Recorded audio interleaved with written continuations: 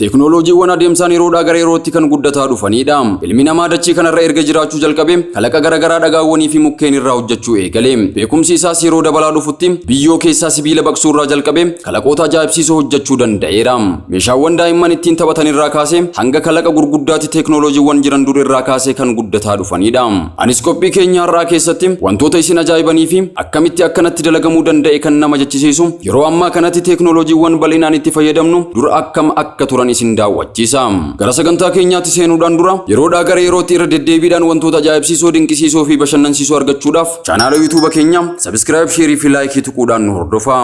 Inni tokkoffaa xayyaara. Xayyaaronni erga bara 1923 hojjetamanii jalqabee hanga har'aatti adda dureedhaan namootaaf carraa imalaa hedduu kennuu irratti argamu. Xayyaaraadhaan namoota gurguddoo fi daa'immanis kan imalan yoo ta'u, yeroo kanatti daa'imman maatii isaanii irra ciisanii kan deeman osoo hin taane iddoon ciisicha daa'immanii qophaa'ee waan jiruuf daa'imman iddoo ciisicha isaaniif qophaa'e irraa akka ciisan taasifama.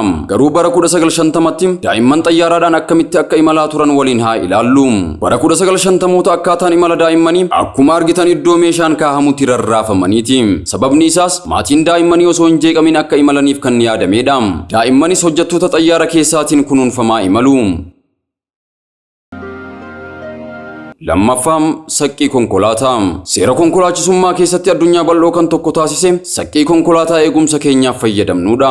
Saqqiin konkolaataa eegumsaaf fayyadamnu kan hojjetame bara 1855 namticha lammii Ameerikaa ta'e Edward Clagroonin yoo ta'u, hanga har'aatti osoo hin jijjiiramin turuu danda'eera.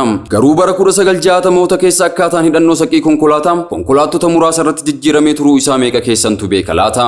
Akkuma argaa jirtan bara 1960moota keessa saqqiin konkolaataa kan hidhamu morma irratti ture. Hidhannaan mormaa kun namoota hedduudhaaf kan ifa hin ta'inii fi namoonni haala kanaan hojjetan maal yaadanii akka ta'e kan hin beekamnedha. Saqqii konkolaataa keessanii morma keessan irratti hidhattanii osoo balaan isin qunname saqqiin konkolaataa balaa akkamii akka isin irraan gahu yaaduun salphaadha. Inni sadaffaa helmeetiidha. Helmeetiin yookiin eegduun mataa keenya BC 2500 irraa jalqabee dalagamaa akka ture qorattoonni ni dubbatu. Yeroo waraanaas mataan ilma namaa akka hin miidhamneef jedhamee sibiila irraa dalagamaa kan ture helmeetiin doqdoqqeen hedduun imalaaf oolan tokko erga oomishamanii booda barbaadamummaan helmeetiiwwanii baay'inaan dabalaa dhufeera. Eegdoo mataa keenyaa yookiin helmeetii adda dureedhaan heddumminaan kan itti fayyadaman konkolaachistoota doqdoqqeeti. Helmeetiin nuti amma irratti beeknu isa kana haa fakkaatu malee bara 1960moota keessa isa kana fakkaata ture. Kan dalagame namoota lamaaf yaadame yoo doqdoqqee irratti immoo namni lama wajjin haasa'uudhaaf qilleensi waan rakkisuuf helmeetiin kun sarara haasaas kan of keessaa qabu ture. Garuu helmeetiin kun namoota hedduu kan ajaa'ibsiisuu fi maaliif haala kanaan hojjetame kan nama jechisiisudha. Afraffaan biskileetii maatiiti.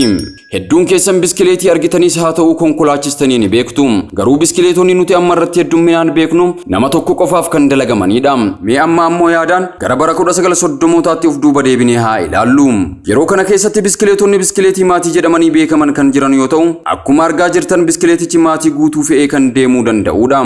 Biskileetiin kun bara 1930moota irraa kaasee hanga bara 1940mootaatti heddumminaan tajaajilaa tureera. Shanaffaan ampooliidha. Dhimmi ifaatii fi dhimmi ampoolii bara 1970moota keessa akka dhufe ni dubbatama. Kitaabotaa fi manneen barnootaa hedduu keessatti Toomaas Edison ampoolii kan hojjete bara 1879 akka ta'e himama. Ampooliidhaan alattis Toomaas Edison kalaqoota 1000 ol kan maqaa isaatiin galmaa'anis ni qaba. Garuu Toomaas Edison hojiiwwan kalaqaa hedduu isaa namoota irraa hates jedhamee hamatama. Toomaas Edison kalaqoota maqaa isaatiin galmaa'ee addunyaan kalaqa isaatiin beektu keessaa ampooliin isa tokko. Garuu ampooliin jalqabaa kan oomishame bara 1870 nama maqaan isaa Waran Deelaaruu jedhamuun akka turetu iddoo tokko irraa gungumama. Ampoolichis isa kana fakkaata. Adeemsa yeroodhaa gara yeroo teknooloojiiwwan babal'ataa dhufaniin ampoolota amma beeknu irra gaheera. Ampoolonni bara 1870moota keessa turan immoo kanneen fakkaatu. Inni ja'affaa bilbila moobaayilii jalqabaati. Bilbilli jalqabaa bara 1854 namticha maqaan isaa Alexander Graham Bell jedhamuun erga hojjetamee kaasee hanga addunyaa har'a keessa jiraataa jirrutti teknooloojiiwwan bilbilaa heddumminaan guddataa dhufaniiru. Yeroo kanattis teknooloojiin bilbiloota ismaartii amma itti fayyadamaa jirru irra gaheera.